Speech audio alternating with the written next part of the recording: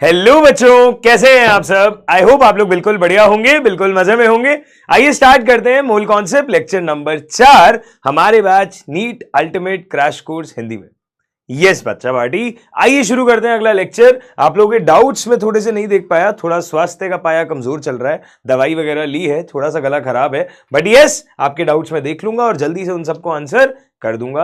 I am assuming आप लोगों को सब कुछ अच्छे से समझ आ रहा होगा। यहां तक हमारी गाड़ी सभी के लिए बिल्कुल आराम से स्मूथली चल रही होगी, किसी को धक्के नहीं लग रहे होंगे गाड़ी में फालतू के, किसी को कुछ भी जर्क महसूस नहीं हो रहा होगा चीजें समझने में। हम बहुत ही जीरो लेवल से चल रहे हैं बेटा क्लास के अंदर, है ना। धीरे धीरे लेक्चर का लेवल बढ़ाएंगे। आज हम बात करेंगे नए कॉन्सेप्ट्स के बारे में, ठीक है। जैसे कि मैंने आप लोगों से पिछली क्लास के अंदर जो बातचीत करी थी, अगर आप लोगों को याद हो तो मैंने चर्चा करी थी आप लोगों से किसके बारे में, एसटीपी और एनटीपी के बारे में।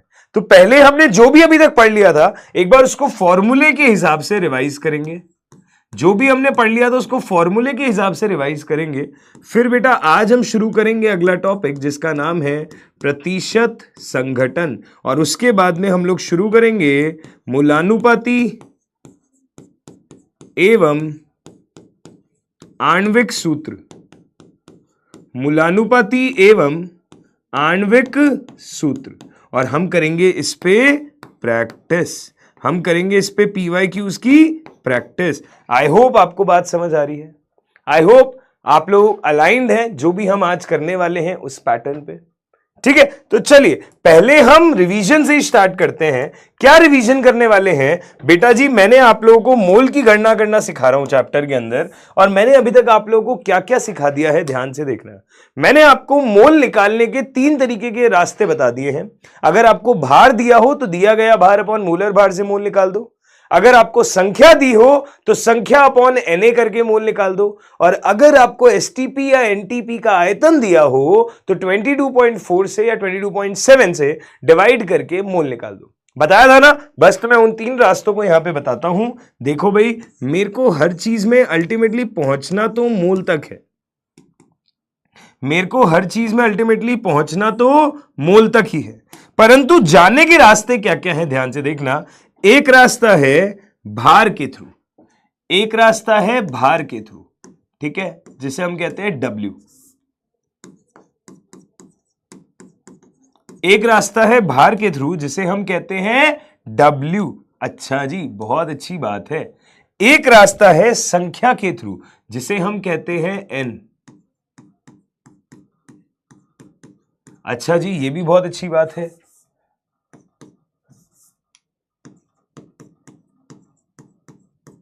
और एक रास्ता है आपका एसटीपी पर आयतन के थ्रू, ठीक है। एक रास्ता है आपका एसटीपी पर या एनटीपी पर आयतन के थ्रू, यदि आयतन लीटर में, यदि आयतन लीटर में है। बढ़िया, ठीक है जी, बहुत अच्छी बात है। प्लीज मेरी बात को गौर से सुनिएगा। यदि मेरे पास में भार का डेटा है और मुझे मोल निकालने हैं तो मैं भार को क्या करूंगा, आप प्लीज गौर से देखें, आप प्लीज गौर से देखें। मैं भार को क्या करूंगा, प्लीज ध्यान से देखना। मैं बोलूंगा भार से अगर मोल जाना है, या भार से अगर मोल जाना है तो मैं क्या करूंगा, मैं बोलूंगा दिए गए भार को मोलर भार से डिवाइड कर दो, आप मोल तक आ जाओगे। दिए गए भार को मोलर भार से डिवाइड करके आप मोल तक आ जाओगे। अगर मुझे उल्टा करना हो कि यदि मुझे मोल पता है और मुझे भार तक जाना है, यदि मुझे मोल पता है और मुझे भार तक जाना है, तो हम क्या करेंगे, दिए गए मोल को मोलर भार से मल्टीप्लाई कर देंगे। जो भी मोल है अगर आपने उसको मोलर भार से मल्टीप्लाई कर दिया तो दिया गया भार आ जाएगा। अगर दिया गया भार है उसे मोलर भार से डिवाइड कर दिया तो मोल आ जाएगा। अगली बात करते हैं। अगली चीज क्या है, अगर मुझे संख्या पता हो और मुझे मोल तक जाना हो, अगर मुझे किसी चीज की संख्या पता हो और मुझे मोल तक जाना हो तो मैं क्या करूंगा, मैं Na से डिवाइड करूंगा। अगर मुझे संख्या पता हो और मोल तक जाना हो तो मैं Na से डिवाइड करूंगा, और अगर मुझे मोल पता हो और संख्या तक जाना हो, अगर मुझे मोल पता हो और संख्या तक जाना हो तो मैं क्या करूंगा, Na से मल्टीप्लाई।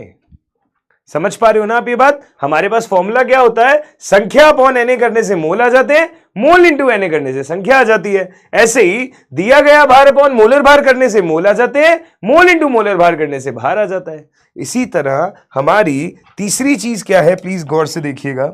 इसी तरह हमारी तीसरी चीज क्या है, प्लीज गौर से देखिएगा। अगर मुझे मोल पता हो और एसटीपी एनटीपी पे आयतन निकालना हो तो मैं 22.4 से मल्टीप्लाई कर दूंगा। और अगर मुझे एसटीपी एनटीपी पे आयतन का डेटा पता हो और मुझे मोल बताने हो तो मैं 22.4 से डिवाइड कर दूंगा। राइट? प्लीज ध्यान से देखें। तो एक बार हमने भार के टर्म्स में बात करी, एक बार हमने संख्या के टर्म्स में बात करी, एक बार हमने एसटीपी एनटीपी के आयतन के टर्म्स में बात करी। हमारे पास तीनों रास्तों से मोल तक पहुंचना आसान है। और इस चीज को हम लोग आसान भाषा में क्या कहते हैं? हम लोग इस चीज को आसान भाषा में कहते हैं वाई चार्ट। हम लोग इस चीज को आसान भाषा में क्या कहते हैं? Y chart. आई होप आप इस बात को समझते हैं कि इस चीज को कहा जाता है वाई चार्ट। ठीक है जी, वाई चार्ट एसी। ठीक है भैया, क्लियर है? कोई भी डेटा कहीं से भी आ जाए, कैसे भी आ जाए, कर लेंगे क्या? इसे नोट कर लो प्लीज, इसे नोट कर लो प्लीज, ये इंपॉर्टेंट है, यहां तक बात समझ में आनी चाहिए। ठीक है, ओके, चलिए जी, चलिए जी, बढ़िया, ओके। अगर यहां तक सब कुछ क्लियर है, अगर यहां तक सब कुछ क्लियर है तो अगली चीज पे चला जाए। और अगर अगली चीज पे चला जाए तो क्या होगी अगली चीज? ध्यान से समझने की कोशिश करिएगा, ध्यान से समझने की कोशिश करिएगा। क्या होगी अगली चीज, प्लीज ध्यान से देखना। हम बोलेंगे, आज हम लोग चर्चा करते हैं प्रतिशत संघटन के बारे में।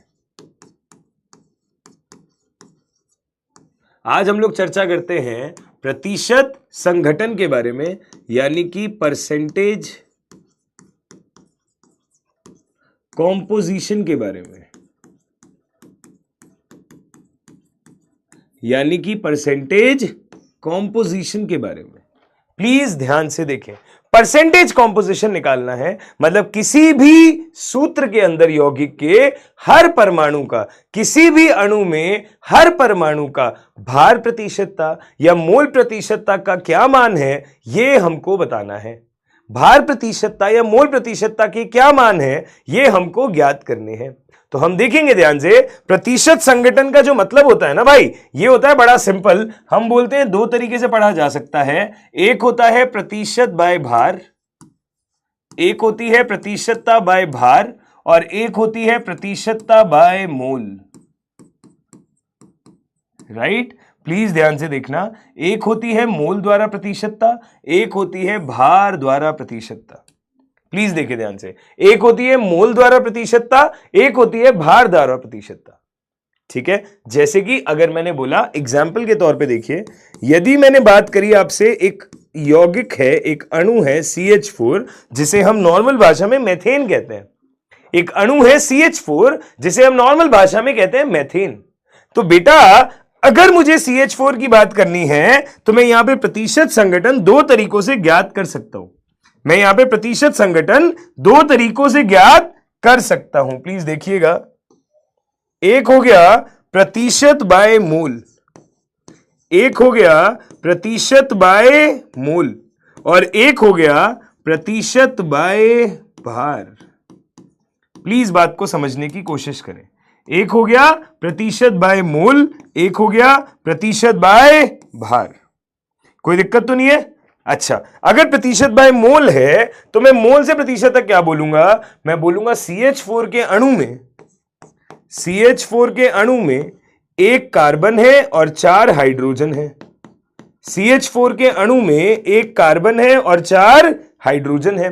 तो हम बोलेंगे, आप ये बात को समझें कि इसे मोल की तरह ट्रीट करें। हम बोलेंगे प्रतिशत अगर कार्बन की निकालनी हो बाय मोल तो हम बोलेंगे कार्बन के कितने मोल है 1 अपॉन टोटल कितने मोल है, 1 मोल कार्बन और 4 मोल हाइड्रोजन इनटू 100। तो आंसर आ जाएगा 20%। आंसर क्या आ जाएगा? 20%। इसी तरह अगर मैंने हाइड्रोजन की प्रतिशतता निकाली बाय मोल, अगर मैंने हाइड्रोजन की प्रतिशतता निकाली बाय मोल तो हम बोलेंगे 4 मोल हाइड्रोजन है, टोटल है 5 मोल, इंटू है 100। ठीक है, जो परमाणुओं की संख्या होती है ना उसे बाय मोल मान के हम आंसर कर देते हैं 80%। हम आंसर बोल देंगे 80%। This is 20%, this is 80%। Clear है? ये हो गया 20% और ये हो गया 80%। तो बाय मोल प्रतिशतता आ गई। अब हम बात करते हैं बाय भार। अगर मुझे भार से प्रतिशतता चेक करनी है तो प्लीज ध्यान से देखिएगा, हम बोलेंगे परसेंटेज कार्बन बाय मास। यदि हम देखते हैं तो हम बोल देंगे कितने कार्बन है, एक ही कार्बन है तो उस कार्बन का भार अपॉन टोटल, एक कार्बन है तो उसका भार प्लस 4 हाइड्रोजन है इंटू उसका मोलर भार।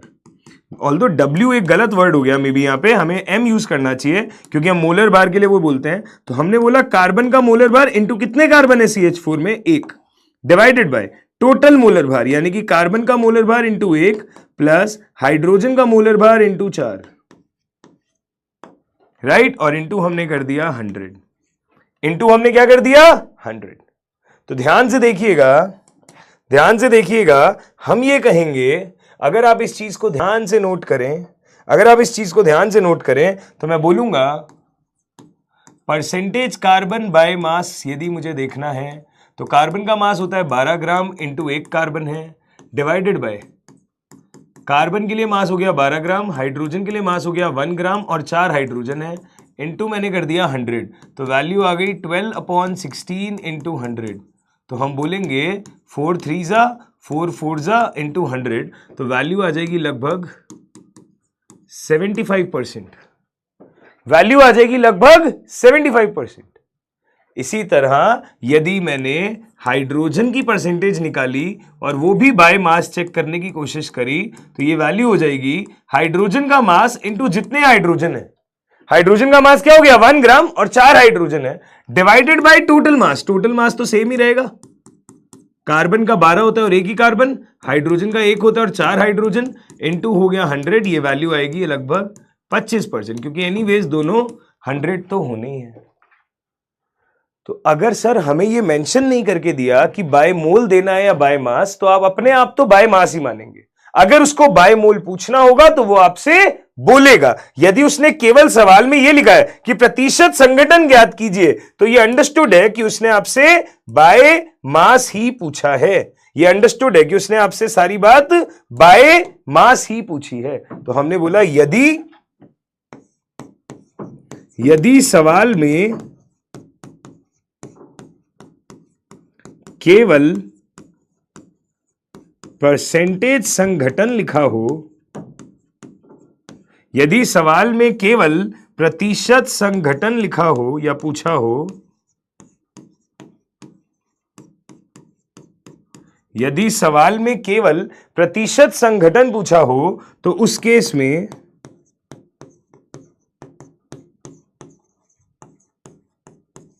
यदि सवाल में केवल परसेंटेज संघटन पूछा हो तो उस केस में परसेंट बाय भार ही ज्ञात करना होता है। परसेंट बाय भार ही ज्ञात करना होता है।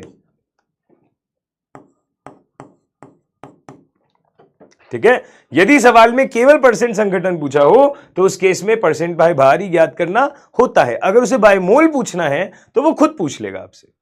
ठीक है, जैसे अगर सपोज करो मैंने सवाल बोला, जैसे सपोज करो अगर मैंने सवाल बोला, क्या मैंने बोला ये कि अगर आपके पास में SO3 है तो SO3 में ऑक्सीजन का प्रतिशत संघटन ज्ञात कीजिए।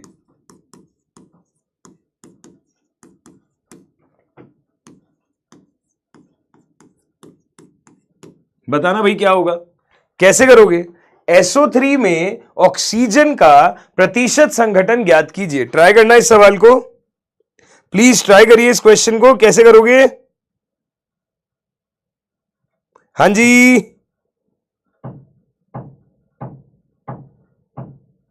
बताओ तो भाई कैसे करोगे?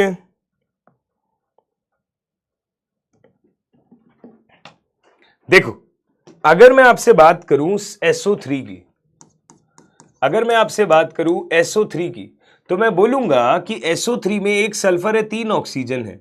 अगर मुझे परसेंटेज ऑक्सीजन का निकालना है संघटन, यानी कि अंडरस्टूड है कि मुझे कैसे बताना है, बाय मास। अगर मैं बाय मास परसेंटेज का ऑक्सीजन बताना चाह रहा हूं, ऑक्सीजन का परसेंटेज बताना चाह रहा हूं, तो मैं बोलूंगा कितने ऑक्सीजन है, 3, है ना। हर ऑक्सीजन का मोलर मास होता है 16 डिवाइडेड बाय ऑक्सीजन होता है 32, एक ही सल्फर है, सॉरी सल्फर होता है 32, एक ही सल्फर है, ऑक्सीजन है 3, हर किसी का होता है 16 इंटू होता है 100, राइट। तो हमने बोला 48/32 प्लस 48 इंटू 100, तो हमने बोला वैल्यू हो गई 48 into 100 divided by 80, 48 into 100 divided by 80, 0 से 0 कट गया, 8 से 6 टाइम ये कट गया, आंसर आ गया 60%। आंसर क्या आ जाएगा भाई, 60%। प्लीज बात को ध्यान से देखें, SO3 में ऑक्सीजन का प्रतिशत संघटन कितना आ गया, 60%।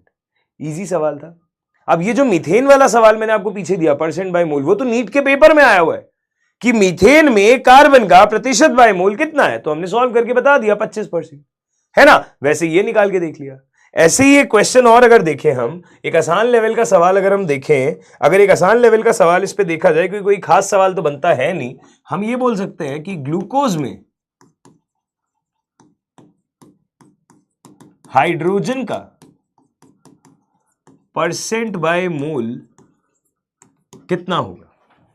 ग्लूकोज में हाइड्रोजन का परसेंट बाय मोल कितना होगा, ये हमको बताना है।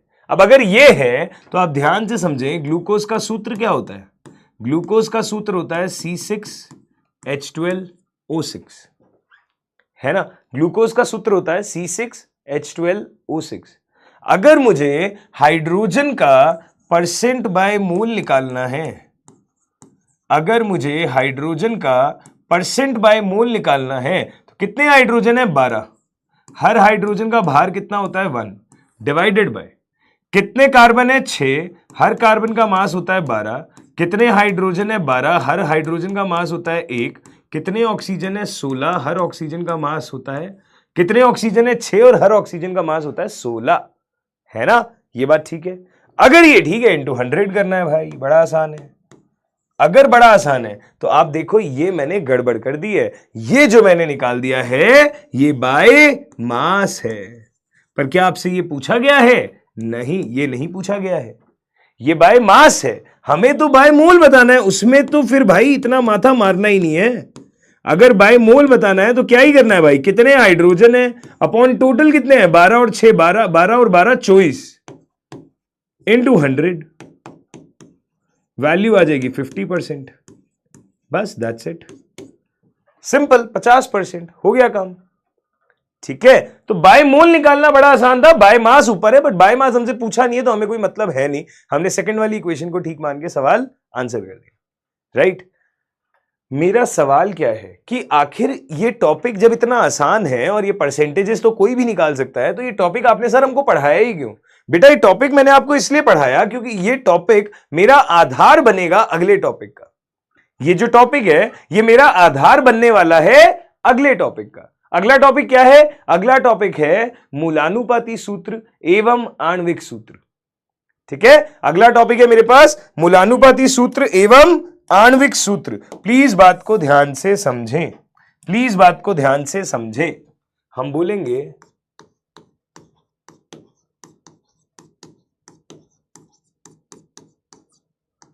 अगला टॉपिक है ये मूलानुपाती सूत्र एवं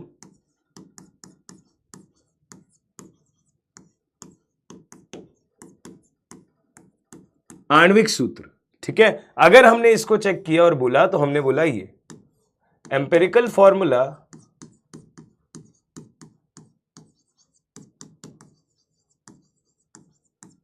and molecular formula, empirical formula and molecular formula, मूलानुपाती सूत्र एवं आणविक सूत्र। अगर मुझे इसके बारे में बात करनी है कि मूलानुपाती सूत्र क्या है और आणविक सूत्र क्या है, तो आप ध्यान से देखिएगा, किसी भी अणु का जो एक्चुअल सूत्र होता है वो उसका अणु सूत्र है या आणविक सूत्र है। पर अगर उस आणविक सूत्र को सबसे सरलतम फॉर्म में हम ला पाए, है ना। अगर उस आणविक सूत्र को सबसे ज्यादा सरलतम फॉर्म में अगर मैं ला पाता हूं तो वो सबसे सरलतम फॉर्म मेरा क्या कहलाता है, मूलानुपाती सूत्र। ठीक है, किसी भी अणु का जो ओरिजिनल फॉर्मूला है वो उसका आणविक सूत्र कहलाता है, पर अगर मैं उसको सबसे सरलतम फॉर्म में उतार लूं तो वो उसका मूलानुपाती सूत्र कहलाता है। कभी कभी ऐसा होता है कि अणु सूत्र को और सरलतम किया ही नहीं जा सकता, तो जो आणविक सूत्र है वही मूलानुपाती सूत्र भी है, बट कभी कभी सरलतम किया जा सकता है तो रियली सॉरी मूलानुपाती सूत्र आ जाएगा। तो हमने क्या बोला, प्लीज ध्यान से सुनिएगा, हम बोलेंगे कि अगर मैंने मूलानुपाती सूत्र की बात करी,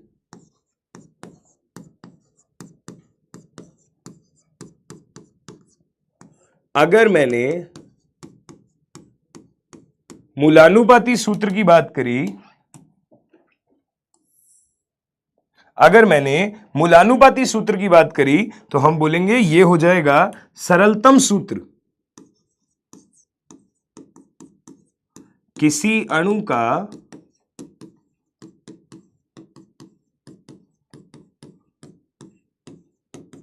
सरलतम सूत्र, ठीक है, किसी अणु का सरलतम सूत्र जो है वो मूलानुपाती सूत्र है। पर अगर मैंने आणविक सूत्र की बात करनी है,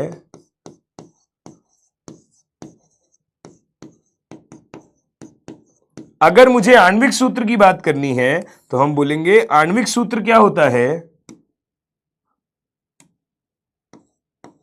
आणविक सूत्र क्या होता है, किसी अणु का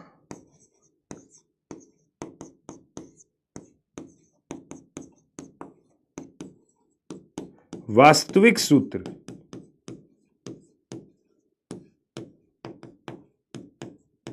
किसी अणु का वास्तविक रियली सॉरी यार गला थोड़ा खराब है क्योंकि मौसम खराब हो गया है बहुत ज्यादा ना, यहाँ पे लगातार बारिश हो रही है मे बी इस वजह से। ठीक है, किसी अणु का सरलतम सूत्र जो है वो उसका मूलानुपाती सूत्र है, जिसे इंग्लिश में एम्पिरिकल फॉर्मूला कहते हैं। किसी अणु का जो वास्तविक सूत्र है वो उसका आणविक सूत्र है, जिसे मॉलिक्यूलर फॉर्मूला कहते हैं। बढ़िया, ठीक है, हम एग्जाम्पल बताते हैं आपको इसका। एग्जाम्पल देखिएगा, बहुत ही आसान, बहुत ही सिंपल।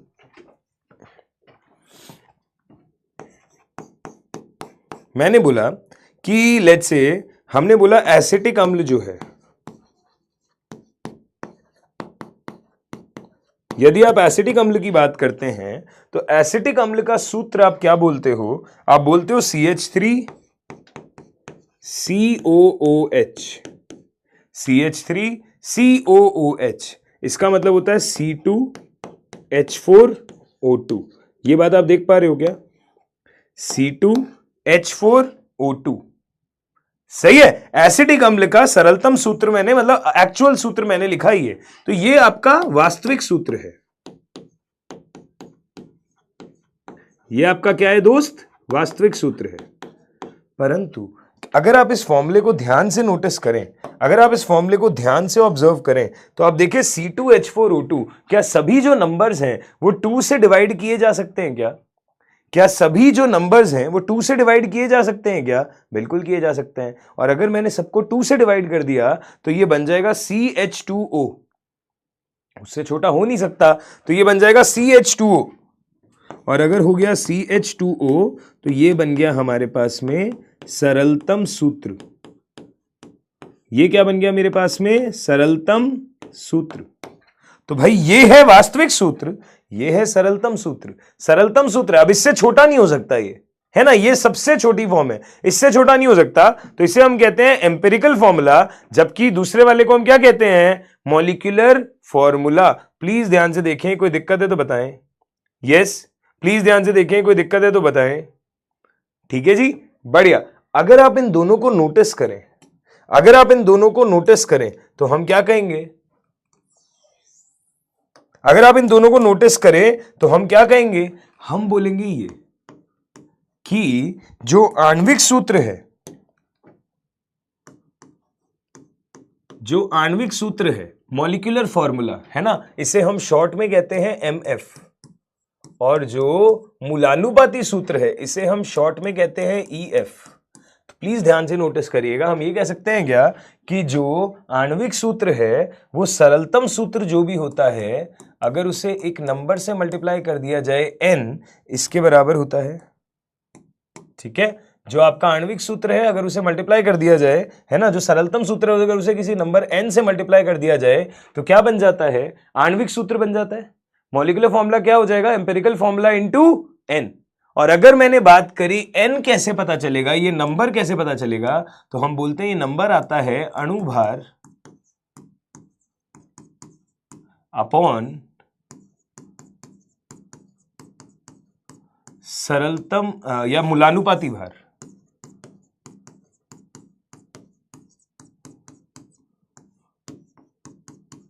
है ना, n का मान क्या आता है, अणुभार अपॉन मूलानुपाती भार।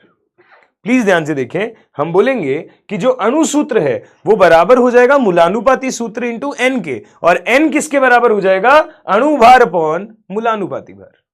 सही है जी, बहुत अच्छी बात है। मैं एक एग्जांपल बताता हूं, एक एग्जांपल, जैसे अगर इसको प्रूव करना है तो आप देखिए ये है आपका सरलतम सूत्र, अगर मैंने इसमें 2 मल्टीप्लाई करा तो ये बन जाएगा, तो अगर मैं यहां पे बाहर निकाल लूं और यहां पे बाहर निकाल लूं तो इसका रेशियो जो है वो क्या आएगा, 2 आएगा।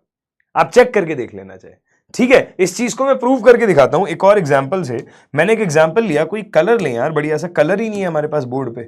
ठीक है जी, ये देखो मैंने एक एग्जांपल लिया ये कि सपोज करिए मेरे पास अणु सूत्र है C6H12O6। तो आपको एक तो इसका मूलानुपाती सूत्र बताना है और एक आपको इसके n का मान बताना है।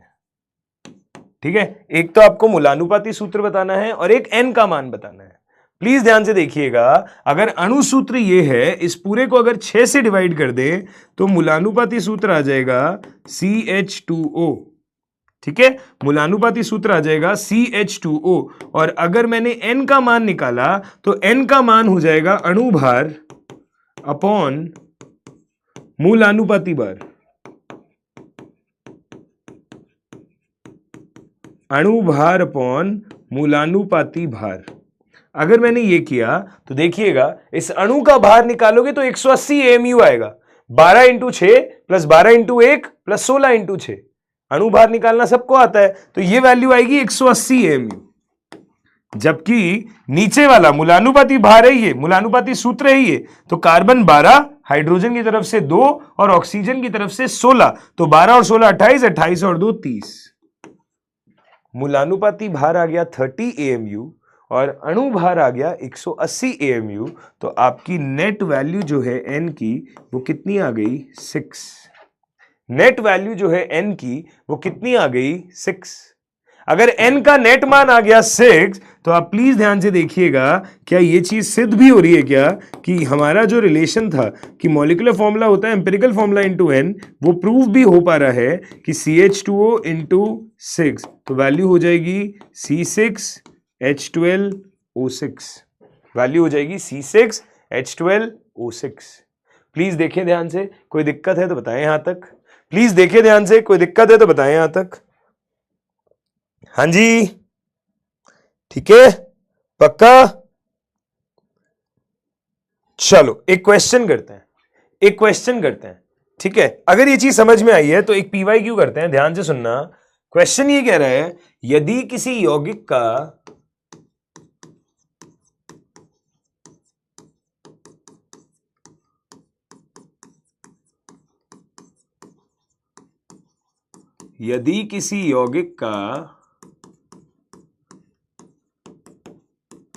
सरलतम सूत्र, यदि किसी यौगिक का सरलतम सूत्र AB2 हो, यदि किसी यौगिक का सरलतम सूत्र AB2 हो तथा ओरिजिनल यौगिक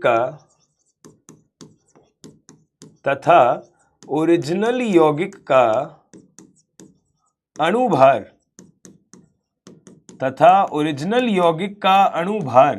100 AMU हो, 100 AMU हो,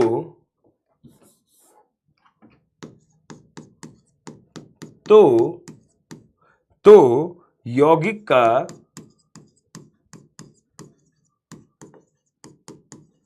अणु सूत्र क्या होगा?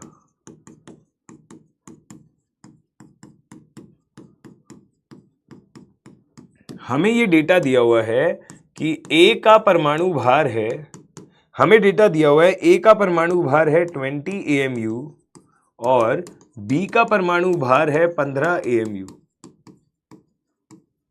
ठीक है, A का परमाणु भार है 20 AMU और B का परमाणु भार है 15 AMU। प्लीज ध्यान से देखें, सरलतम सूत्र दिया है हमको, हमें बोला है अणु भार कितना है, हमें बताना है अणु सूत्र क्या होगा। दिमाग लगाइए प्लीज, कैसे करोगे?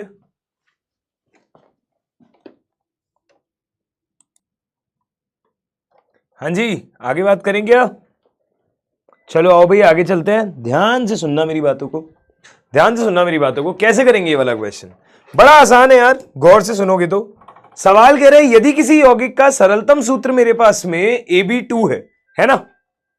तो ध्यान से देखिए भैया, सरलतम सूत्र यदि Ab2 है, यानी कि एम्पिरिकल फॉर्मूला का मान है Ab2, तो आप एम्पिरिकल मास निकाल सकते हैं, है ना? आप एम्पिरिकल मास निकाल सकते हैं और वो आ जाएगा, A का परमाणु भार है 20 और B है आपके पास में 2 और B का है 15, तो 20 + 30 वैल्यू आ गई 50 AMU। मान सकते हो आप ये बात? ठीक है, चलिए अगर आपके पास में अणु भार है 100 AMU, यानी कि अणु भार है 100 AMU, तो बेटा जी एम्पिरिकल मास है, मॉलिक्यूलर मास है, तो यहां से क्या n का मान आ जाएगा क्या? 100/50, यानी कि वैल्यू हो जाएगी 2।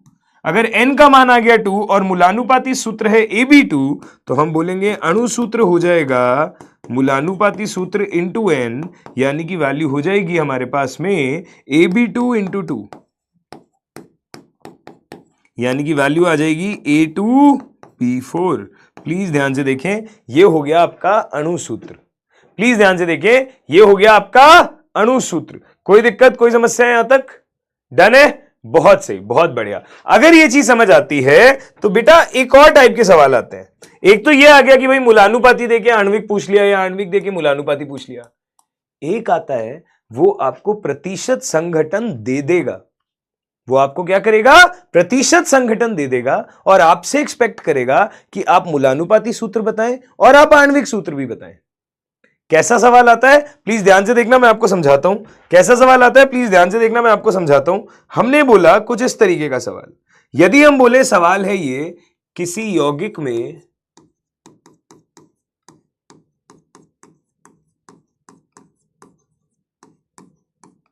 किसी यौगिक में 38.8% कार्बन, किसी यौगिक में 38.8% कार्बन, 16% हाइड्रोजन तथा 45.2% नाइट्रोजन है।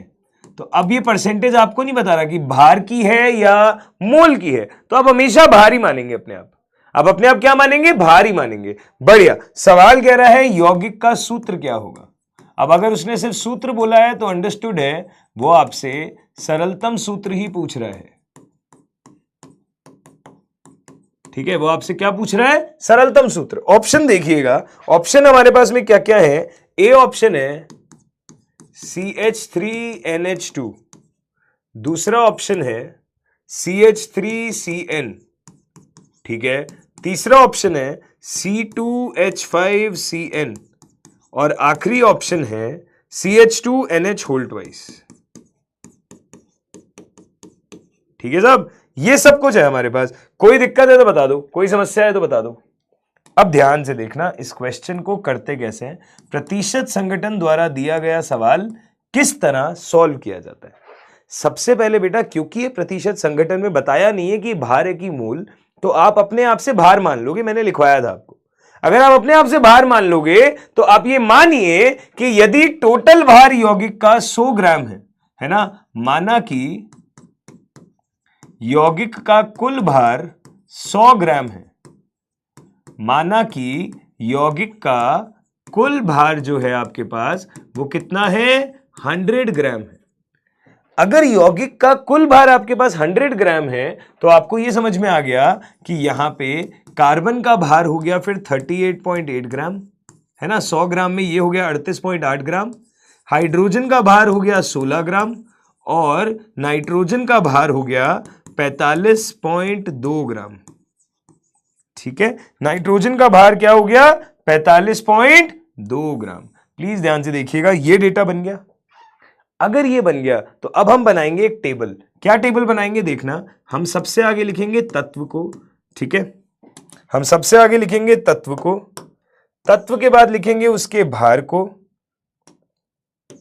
हम सबसे आगे तत्व को लिखेंगे, तत्व के आगे उसके भार को लिखेंगे, भार के आगे उसके मोल को लिखेंगे, मोल के बाद उसके सरलतम सूत्र को लिखेंगे। कैसे देखना, मैं बताता हूं कैसे। ये तत्व है, ये भार है, ये मोल है और ये है सरलतम अनुपात।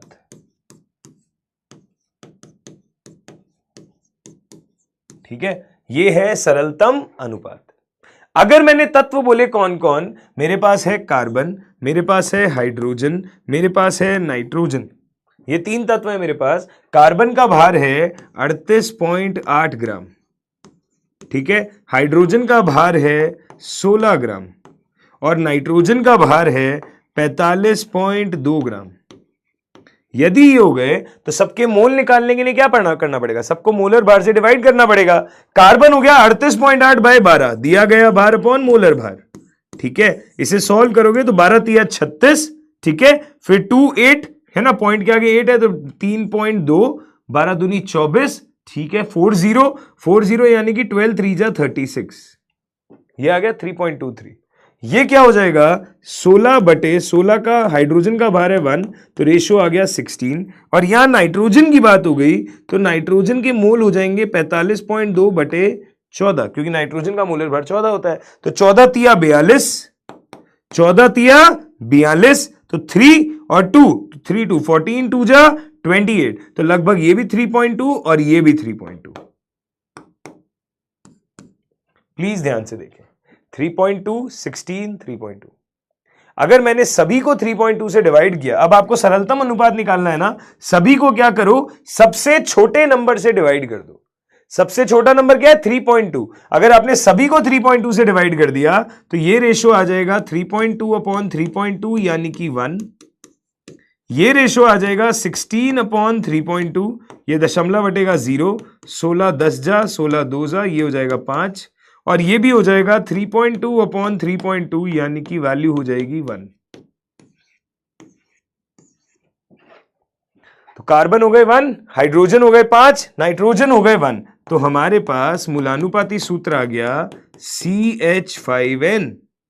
अब आपको देखना यह है कि ये कहां पे मैच होता है, CH5N कहां पे मैच होता है। तो देखिएगा, अगर आप पहले वाले में बात करें तो कार्बन 1 है पर हाइड्रोजन है 5 और नाइट्रोजन है 1, तो देखो भाई CH5N बन गया ये। तो आंसर तो यही आ गया। बाकियों को चेक कर लो, ये हो गया C2H3N, तो ये तो डेफिनेटली मैच नहीं करेगा। ये हो गया C3H5N, ये भी मैच नहीं करेगा। और ये हो जाएगा C, हाइड्रोजन है 2 और 2 4 और नाइट्रोजन है 2, तो ये भी मैच नहीं करेगा। मैच करेगा ए ऑप्शन, आंसर आ गया। पर हां, हमें तरीका आना चाहिए कि जब भी हमें प्रतिशत संगठन दिया जाए भार का, टोटल भार को 100 ग्राम माने, हर परमाणु का अलग अलग भार आ जाएगा, जो परसेंटेज है वही भार है, फिर उनके मोल निकालें और हर किसी के मोल निकालने के बाद उनका एक सरलतम अनुपात निकालें। सरलतम अनुपात के लिए क्या करें, जो सबसे छोटा नंबर है उसको सभी से डिवाइड कर दें ताकि एक इजी सिंपल रेशियो आ जाए। रेशियो आ गया तो 1 कार्बन 5 हाइड्रोजन 1 नाइट्रोजन, वैल्यू आ गई है CH5N, वैल्यू आ गई है CH5N। बढ़िया है, ध्यान से देखिए, कोई प्रॉब्लम है तो बताइए। ध्यान से देखिए, कोई प्रॉब्लम है तो बताइए। सही है क्या? अगला क्वेश्चन करते हैं। तो कुल मिला के भार, भार से मोल, मोल से अनुपात, अगर ये आया तो अगला अच्छा सवाल देखिएगा क्या है। अगला अच्छा सवाल क्या है, ध्यान से देखो। हम बोलेंगे किसी यौगिक के 2.2 ग्राम में, किसी यौगिक के 2.2 ग्राम में फास्फोरस, या ऐसे लिख देता है,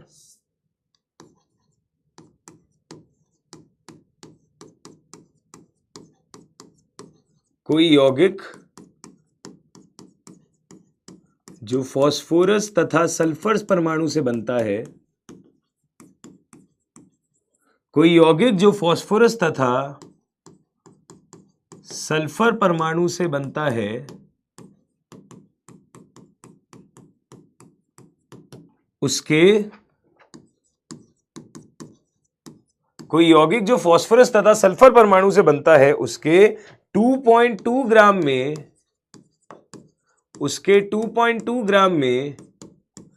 1.24 ग्राम फास्फोरस है। उसके 2.2 ग्राम में 1.24 ग्राम फास्फोरस है।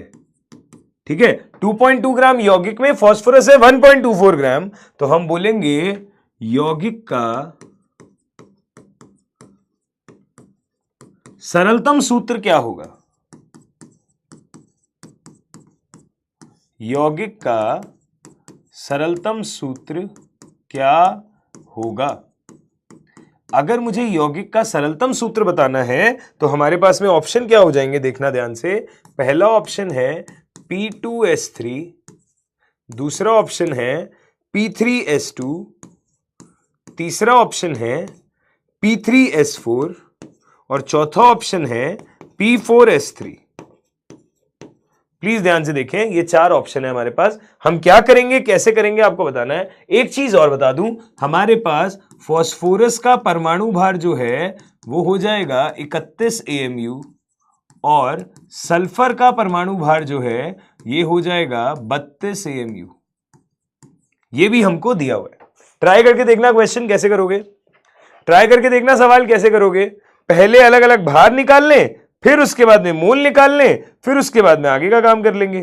प्लीज देखिए ध्यान से जी। डन है? ओके, प्लीज देखिएगा हमने क्या बोला। हमने बोला कुछ इस तरीके की चीज है कि एक यौगिक है,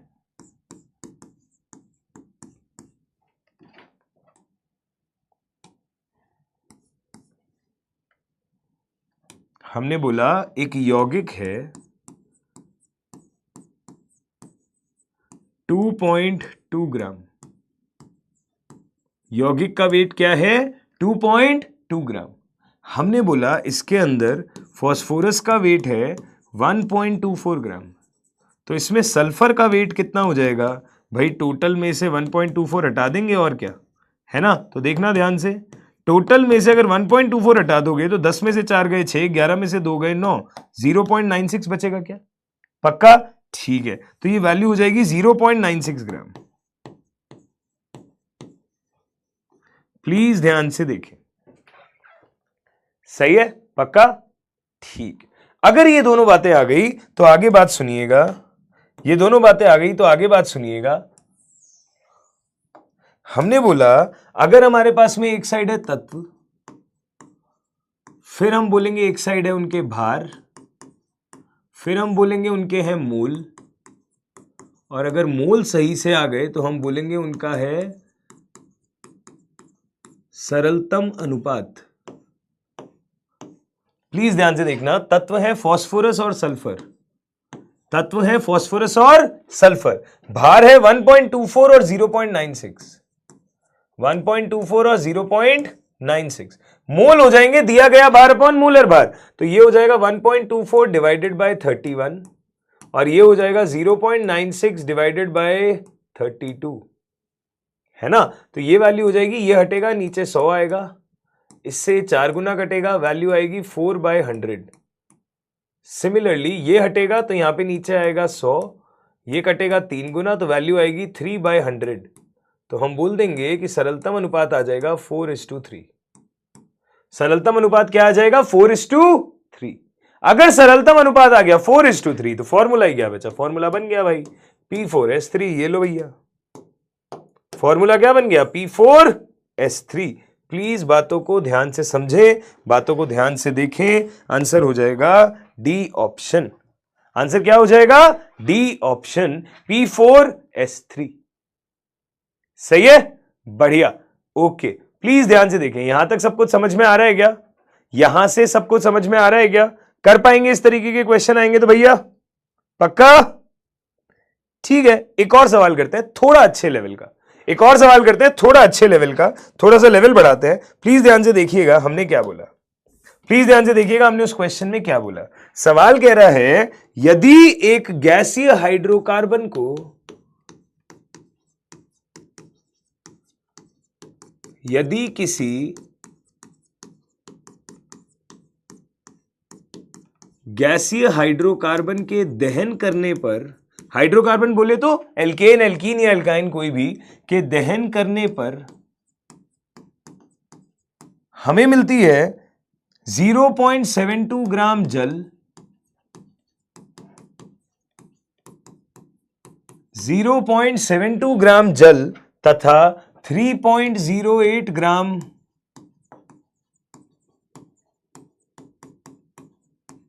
CO2 प्राप्त होती है।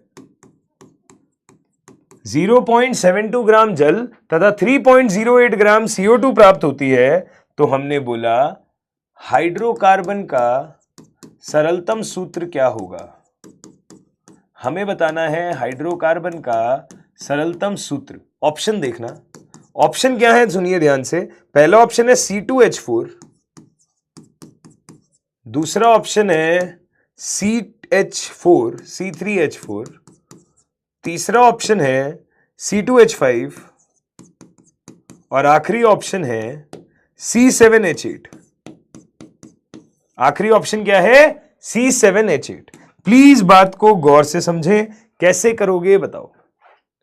सवाल कह रहे गैसीय हाइड्रोकार्बन है, आपको ऑप्शन देख के भी लग रहा होगा हाइड्रोकार्बन है मतलब कार्बन और हाइड्रोजन से मिलके कोई बनने वाली चीज है। हाइड्रोकार्बन का मतलब है कार्बन और हाइड्रोजन से मिलके बनने वाली चीज है। अब उस हाइड्रोकार्बन का दहन होता है और उससे CO2 बनता है और वाटर बनता है, ठीक है। हमें तो बताना है उस हाइड्रोकार्बन का सरलतम सूत्र क्या होगा, मतलब मूलानुपाती सूत्र। एग्जैक्ट सूत्र नहीं पूछ रहे, मूलानुपाती सूत्र पूछ रहा है। अगर मूलानुपाती सूत्र पूछ भी रहा है तो क्या करोगे, तो भाई देखो ध्यान से, हमें यह समझ में आ रहा है कि हमारे पास अगर मैंने बोला एक CO2 में कितने ग्राम कार्बन होता है, अगर मैंने आपको बोला कि मेरे पास में 3.08 ग्राम CO2 है, ठीक है, मुझे ये पता है एक CO2 में कितने ग्राम कार्बन होता है, 12 ग्राम कार्बन होता है। ये बात आप समझ सकते हो क्या? यस, आप देख सकते हो क्या? हमने बोला 1 मोल CO2 में, बेसिकली एक CO2 क्या होता है, 1 मोल CO2 में कितना ग्राम कार्बन होता है, 1 मोल कार्बन होता है। ये बात आप समझते हो ना, 1 मोल CO2 में 1 मोल कार्बन होता है। यानी कि मैं ये कह सकता हूं क्या कि 44 ग्राम CO2 में कितना ग्राम कार्बन होता है, 12 ग्राम कार्बन। बहुत सारे बच्चों को यह स्टेप अजीब लगेगा, प्लीज मेरी बात समझें। CO2 एक अणु है, उसमें एक कार्बन है। मैंने आपको यह बात सिखाई थी कि अगर किसी अणु का डेटा पता हो और उसमें उपस्थित परमाणुओं की बात करी हो तो आप ये बोल सकते हैं क्या, ये बात बोल सकते हैं ना, हमारे काम का है कार्बन और हाइड्रोजन का डेटा। तो मैंने बोला CO2 के अंदर ये चीजें हैं, और ऐसे ही अगर मैंने वाटर की बात करी तो H2O के मोल बाय 1 ये किसके बराबर होगा, हाइड्रोजन के मोल बाय 2, ऑक्सीजन के मोल बाय 1। प्लीज ध्यान से देखिए, ये चीजें समझ में आती है क्या? हाइड्रोजन के मोल बाय 2, ऑक्सीजन के मोल बाय 1, है ना। ये CO2 का डेटा है, वो वाटर का डेटा है। तो मुझे हाइड्रोजन और कार्बन की बातचीत करनी है, तो मुझे यह समझ में आ रहा है कि 1 मोल CO2 में 1 मोल कार्बन है। अगर 1 मोल CO2 में 1 मोल कार्बन है तो 1 मोल CO2 का मतलब ग्राम में कितना हो गया, 44 ग्राम CO2। 1 मोल का भार उसका मोलर भार होता है, 1 मोल का भार उसका मोलर भार होता है। 44 ग्राम CO2 में 12 ग्राम कार्बन है, इसका मतलब 1 ग्राम CO2 में कितना ग्राम कार्बन है, 12/44 ग्राम कार्बन। 12/44 ग्राम कार्बन, 1 ग्राम में इतना ग्राम कार्बन है। हमारे पास कितना CO2 है, 3.08 ग्राम। हमारे पास में कितना CO2 है, 3.08 ग्राम। तो हमारे पास कार्बन का भार आ जाएगा ये, हमारे पास में कार्बन का भार आ जाएगा ये 12/44 इंटू 3.08। अगर ये हो गया तो आप प्लीज ध्यान से बात को समझिएगा। हमने बोला इसे हटाते हैं, 100 लगाते हैं, ठीक है। 4 की टेबल से काटेंगे, 4 7 जा 28, 28 4 7 जा 28, ये हो जाएगा 4 की टेबल से 11 टाइम, ये कट जाएगा 7 टाइम, 12 7 जा क्या 84, 84/100 वैल्यू हो जाएगी 0.84 ग्राम कार्बन। मैंने यहां से पता चला कि भाई मेरे हाइड्रोकार्बन में इतना कार्बन रहा होगा सरलतम मिनिमम, कि भाई CO2 से कितना कार्बन यूज हो सकता है। इसी तरह ऐसे सवालों को करने का एक तरीका है। इसी तरह अगर आपने जल की बात करी तो आपको यह पता है कि 1 मोल जल के अंदर हाइड्रोजन परमाणु कितने हैं? 2 मोल हाइड्रोजन परमाणु है। यह बात आप देख सकते हो क्या? 1 मोल जल के अंदर हाइड्रोजन परमाणु कितने हैं? 2 मोल। तो मैंने बोला कि अगर मैं मास निकालूं तो 1 मोल का भार होता है मोलर भार। मैंने कहा था मोल से मास जाना है, मोलर मास से मल्टीप्लाई कर दो, यानी कि 18 ग्राम जल के अंदर मोल से मास जाना है, मोलर मास से मल्टीप्लाई कर दो, हाइड्रोजन का मास होता है 1, तो ये हो जाएगा 2 ग्राम हाइड्रोजन। 18 ग्राम जल से 2 ग्राम हाइड्रोजन, यानी कि 1 ग्राम जल से हमारे पास कितना ग्राम हाइड्रोजन हो जाएगा? इतना ग्राम।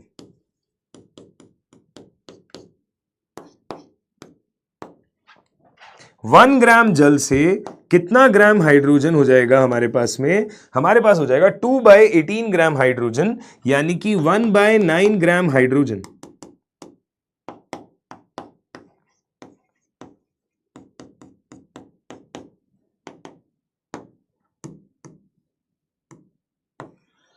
हमारे पास क्या हो जाएगा? 1/9 ग्राम हाइड्रोजन। अगर 1 ग्राम वाटर से 1/9 ग्राम हाइड्रोजन हो गया, हमारे पास कितना वाटर है? 0.72 ग्राम है। तो 0.72 ग्राम वाटर से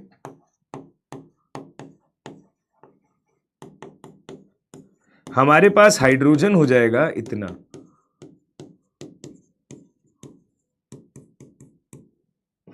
ठीक है, अगर हाइड्रोजन हो जाएगा इतना तो हम बोलेंगे ये वैल्यू हो जाएगी, ये दशमलव हटेगा, नीचे 100 आएगा, 9 7 जा 63, 9 8 जा 72, 8/100 ग्राम हाइड्रोजन, यानी कि आंसर आ जाएगा 0.08 ग्राम हाइड्रोजन परमाणु।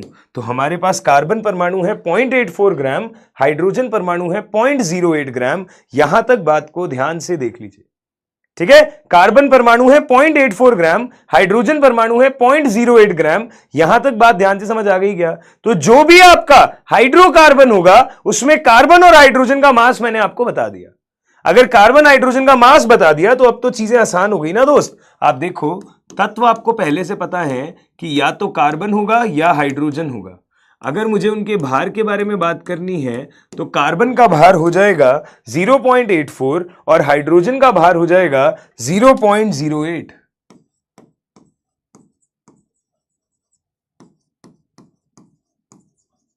अगर मुझे इनके मोल निकालने हैं तो मैं बोलूंगा मोल क्या होंगे? दिया गया भार अपॉन मोलर भार।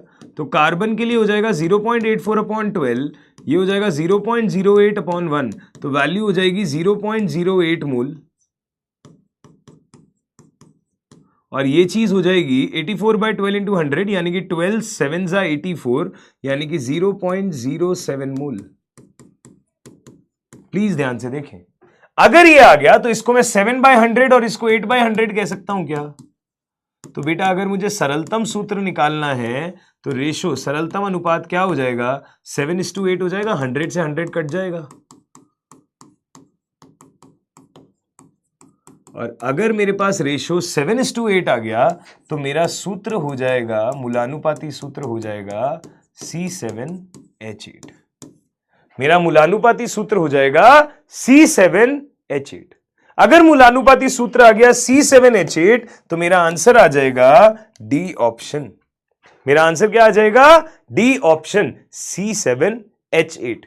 ध्यान से देखिए, इस क्वेश्चन में इसको स्टार मार्क करेंगे। सवाल बहुत बढ़िया था, बट हाँ इसमें यह बात समझनी जरूरी थी कि भाई ये जो CO2 और वाटर का डेटा दिया है, इससे कार्बन हाइड्रोजन के डेटा तक कैसे पहुंचा जाए और फिर क्या काम किया जाए, किस तरह किया जाए, वो इंपॉर्टेंट है। प्लीज ध्यान से देखिए, मैं पानी पीता हूं फिर आगे बातचीत करते हैं। प्लीज ध्यान से देखें, यहां तक मैं पानी पीता हूं फिर आगे बातचीत करते हैं।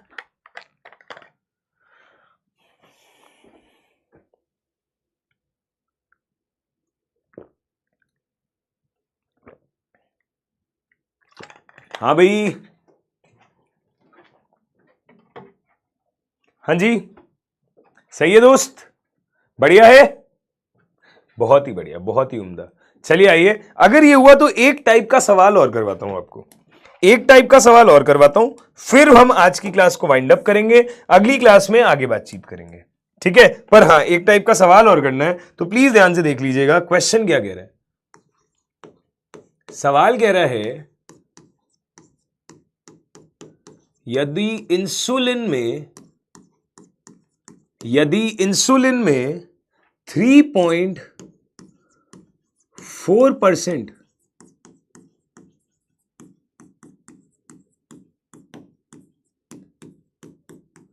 सल्फर मौजूद हो, यदि इंसुलिन में 3.4% सल्फर मौजूद हो तो इंसुलिन का न्यूनतम अणुभार कितना होगा? इंसुलिन का न्यूनतम अणुभार कितना होगा? यदि इंसुलिन में 3.4% सल्फर है तो इंसुलिन का न्यूनतम अणुभार कितना होगा? प्लीज बताइए। तो अब आपको इंसुलिन का सूत्र नहीं पता, कुछ भी नहीं पता, कैसे सोचोगे सवाल को, यह बात है ना। आपको इंसुलिन का सूत्र नहीं पता, कैसे सोचोगे सवाल को, यह बात है। तो बेटा आई होप आपने वीडियो को पॉज करके सवाल को अपनी तरफ से ट्राई करके देखा होगा। सवाल में एक लाइन, एक वर्ड पे ध्यान दे लेना, इसने कहा है न्यूनतम। क्या कहा है? न्यूनतम। तो हमने ये बोला कि इंसुलिन के अंदर सल्फर मौजूद होती है, ये बात मुझे सवाल की लैंग्वेज से पता चल रही है, बट मुझे इंसुलिन का सूत्र नहीं पता क्या होता है। होता होगा कुछ भी बड़ा सा सूत्र, और उसमें सल्फर भी मौजूद होती होगी। कितनी सल्फर है मुझे ये भी नहीं पता। कुछ आगे पीछे और भी तत्व होते होंगे, कार्बन, हाइड्रोजन, नाइट्रोजन, ऑक्सीजन, हो सकता है कुछ भी होता हो। सल्फर होता है, ये मुझे सवाल की लैंग्वेज से दिख रहा है कि इंसुलिन में इतना % सल्फर है। अब सल्फर के कितने परमाणु है ये नहीं पता। जैसे अगर आप ग्लूकोज की बात करें तो C6H12O6, तो आप बोलेंगे 6 कार्बन है, 12 हाइड्रोजन है, 6 ऑक्सीजन है ना। उस तरीके से मुझे नहीं पता कि यहां पे सल्फर के कितने परमाणु हैं, पर सवाल ने क्योंकि डेटा सल्फर का दिया है और मुझे कहा है इंसुलिन का न्यूनतम अणुभार बताओ, तो न्यूनतम का मतलब मैं ये मान सकता हूं कि हो ना हो कम से कम एक सल्फर तो पक्का है। एक से ज्यादा हो तो उसका तो कोई निचोड़ ही नहीं है, कोई तोड़ ही नहीं है, मतलब बहुत ही अच्छी बात है, बट कम से कम एक सल्फर तो पक्का है। तो हमने बोला क्योंकि सवाल ने आपसे न्यूनतम अणुभार पूछा है, इसका मतलब न्यूनतम एक सल्फर परमाणु जरूर है। आपके अणु के अंदर कम से कम एक सल्फर परमाणु जरूर है। अगर एक सल्फर परमाणु जरूर है तो हमने बोला कि भाई अभी अभी आपने देखा है कि अगर किसी पूरे अणु का डेटा पता हो और उसमें उपस्थित परमाणु की बात करनी हो तो उसके मोल अपॉन उन परमाणुओं की अणु में जो जो संख्या है वो हम नीचे लिख देते हैं। अब अगर हमने सल्फर की संख्या एक ही मान ली है न्यूनतम पे, तो हम यहां पे ये कह सकते हैं क्या कि इंसुलिन जो पूरा एक अणु है तो उसके मोल डिवाइडेड बाय 1, ये किसके बराबर हो जाएगा? सल्फर परमाणु के मोल डिवाइडेड बाय 1, क्योंकि न्यूनतम पे कितने सल्फर है? 1 है। ये बात समझ में आ गई क्या? न्यूनतम पे कितने सल्फर परमाणु है? 1 है। ये भी 1, ये भी 1। सही है। मैंने बोला क्योंकि आपको सवाल कर रहे हैं इंसुलिन में इतना % सल्फर है, तो % बाय भार ही है, तो हमने बोला कि माना कि 100 ग्राम इंसुलिन है, माना कि 100 ग्राम इंसुलिन में 3.4 ग्राम सल्फर है। हमने माना कि 100 ग्राम इंसुलिन में 3.4 ग्राम सल्फर है। ठीक है, 100 ग्राम इंसुलिन में 3.4 ग्राम सल्फर है। अगर ऐसा है कि 100 ग्राम इंसुलिन में 3.4 ग्राम सल्फर है तो हम बोल देंगे इंसुलिन के मोल हो गए दिया गया भार अपॉन इंसुलिन का मोलर भार।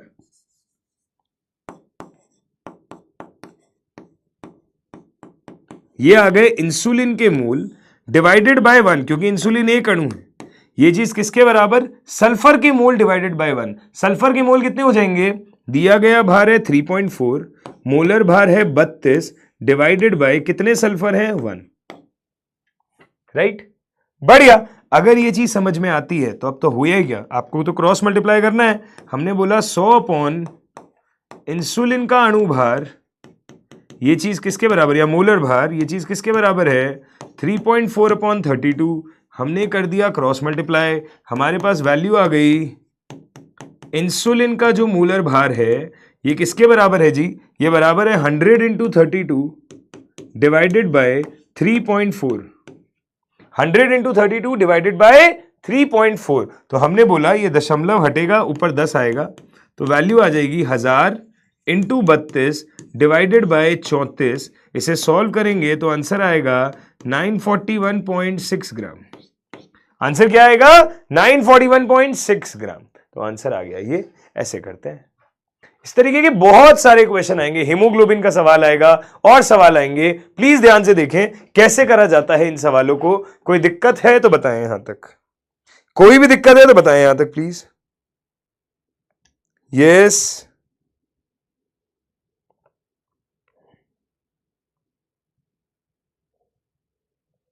हाँ जी,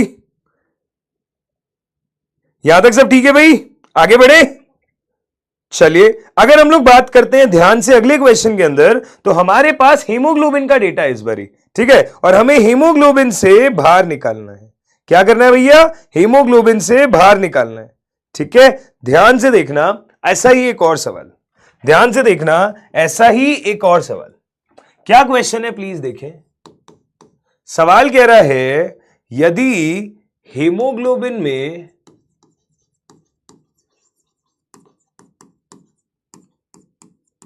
हीमोग्लोबिन में 0.334% आयरन मौजूद है, हीमोग्लोबिन में 0.334% आयरन मौजूद है, एवं यदि हीमोग्लोबिन का अणुभार 67,200 AMU हो, तो हीमोग्लोबिन के एक अणु में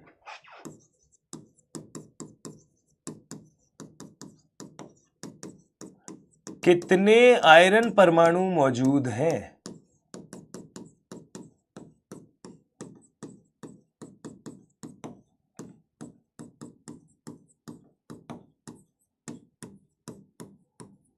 हीमोग्लोबिन के एक अणु में कितने आयरन परमाणु मौजूद हैं। ट्राई करना बेटा, इस बारी आपको परमाणुओं की संख्या बतानी है हीमोग्लोबिन के अणु में।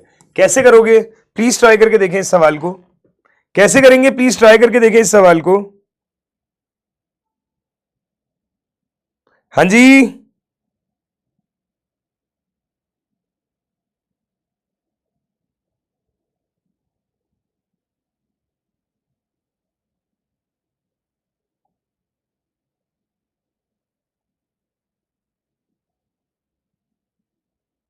हाँ भाई, तो आंसर आएगा इस क्वेश्चन का 4। आंसर आएगा 4। कैसे प्लीज देखें, वही वाली बात है, 0.334% है, तो हम ये मान लेंगे कि यदि 100 ग्राम हीमोग्लोबिन में 0.334 ग्राम आयरन है, 100 ग्राम हीमोग्लोबिन में 0.334 ग्राम आयरन है, तो मैंने बोला हीमोग्लोबिन का कुछ भी सूत्र होता होगा बड़ा सा, उसमें आयरन भी होता होगा, और वो कितना है हमें नहीं पता, x है, वही तो निकालना है। तो हमने कहा ठीक है भाई, हमें तो ये पता है कि अगर पूरे अणु के अंदर आपको किसी परमाणु की संख्या पता हो तो उनके मोल को इस तरीके से लिख सकते हैं। ये कर सकते हैं ना, जितने भी आयरन है। न्यूनतम बोलता तो 1 ही मान लेते, तो मोलर भार निकाल देते। अब की बारी हीमोग्लोबिन का अणुभार या मोलर भार आपको दिया है, मैंने ये कर दिया। अब अगर 100 ग्राम हीमोग्लोबिन मेरे पास है, सो दिया गया भार अपॉन मोलर भार है तो ग्राम लगा देंगे बस इसके आगे, अपॉन ये पूरा एक अणु है, ये चीज किसके बराबर है, आयरन के मोल हो गए दिया गया भार अपॉन मोलर भार 56 डिवाइडेड बाय x। प्लीज ध्यान से देखना, यहां तक बात समझ आई क्या आप क्रॉस मल्टीप्लाई करके x निकाल सकते हो। यहां पे अगर आप क्रॉस मल्टीप्लाई करेंगे तो हम बोलेंगे यहां पे वैल्यू क्या बनेगी, देखना, हम बोलेंगे 100 upon this is equal to this upon this. 2 zero से 2 जीरो कट गए। मैंने बोला 1 upon 672 is equal to 0.334 upon 56x। तो यहां से x का मान आ जाएगा 672 इंटू 0.334 डिवाइडेड बाय 56। इससे ये कट जाएगा 12 गुना। सो x का मान आ जाएगा 12 इंटू 0.334, यानी कि ये वैल्यू लगभग कितनी आ जाएगी, 4। यानी कि हीमोग्लोबिन के एक अणु में आयरन के कितने परमाणु हैं, 4। हीमोग्लोबिन के एक अणु में आयरन के कितने परमाणु हैं, 4 परमाणु हैं। दैट्स इट, सिंपल सी बात है, हमें समझ आती है, हमारा काम नक्की। ठीक है, अगर ये बात हमें समझ में आती है तो हमारा काम बन गया। तो ये था भाई न्यूनतम मोलर भार टाइप के सवाल निकालने का तरीका। तो हमने आज के लेक्चर में मूलानुपाती सूत्र, आणविक सूत्र के बारे में बात करी, इस तरीके की स्पेशल प्रोफाइल की बात करी कि अगर सूत्र ना पता हो तब भी हम भार, मोलर भार पे चर्चा कर सकते हैं। तो ये आप लोग प्रैक्टिस करिएगा। हम लोग अगले लेक्चर में जब मिलेंगे तो पहले वाष्प घनत्व के बारे में बात करेंगे, थोड़ी सी चर्चा करेंगे उसके बारे में, उस पर सवाल करेंगे। जब वो हो जाएगा तो सांद्रता पदों को शुरू करेंगे। ठीक है, सांद्रता पद को शुरू कर लेंगे या फिर हम लोग देखते हैं स्टोइक्योमेट्री। वैसे जहां तक मेरा ख्याल है हम स्टोइक्योमेट्री शुरू करेंगे, फिर सांद्रता पद छोड़ो, पहले स्टोइक्योमेट्री करेंगे। ठीक है, स्टोइक्योमेट्री करेंगे तो उसमें अलग अलग तरीके की केमिकल रिएक्शंस आएंगी, उनमें अलग अलग तरीके के सवाल आपको मिलने वाले हैं, बहुत सारी प्रोफाइल हम लोग प्रैक्टिस करेंगे। और जब स्टोइक्योमेट्री पे हमारी बड़ी अच्छी कमांड आ जाएगी तब हम सांद्रता पद पढ़ के उसके कॉन्सेप्ट्स भी इंक्लूड करेंगे। ठीक है, पहला चैप्टर है, हम एक आधा लेक्चर, 2 लेक्चर एक्स्ट्रा लगाएंगे इसके अंदर ताकि हमारा बेस अच्छा बन जाए सर के साथ, आप लोगों को मेरे साथ एक कंफर्ट जोन आ जाए क्वेश्चंस करने का। फिर हम धीरे धीरे आगे के चैप्टर्स में सब कॉम्पेंसेट करते रहेंगे। ठीक है बेटा, तो आई गेस आज का लेक्चर आपको अच्छे से समझ आया होगा। Thank you so much, take care, bye bye.